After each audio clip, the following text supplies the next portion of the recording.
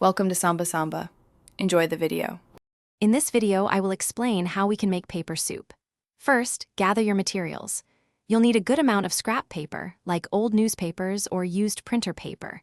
Make sure you have a large bowl or bucket ready for soaking. Also, grab a blender or food processor. This will be crucial for breaking down the paper into a fine pulp. Having everything organized makes the process much smoother and more enjoyable. Now, let's prepare the paper.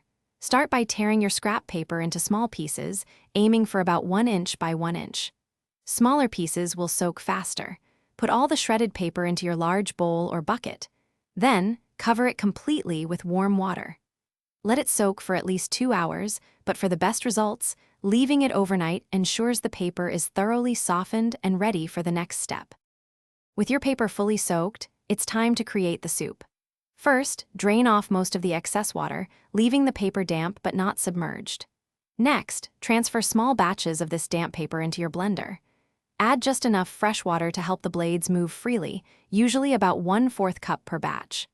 Blend until you achieve a smooth, consistent pulp resembling a thick, watery paste. Finally, let's prepare your paper soup for use. Pour the blended pulp into a fine mesh sieve or colander to drain any remaining excess water.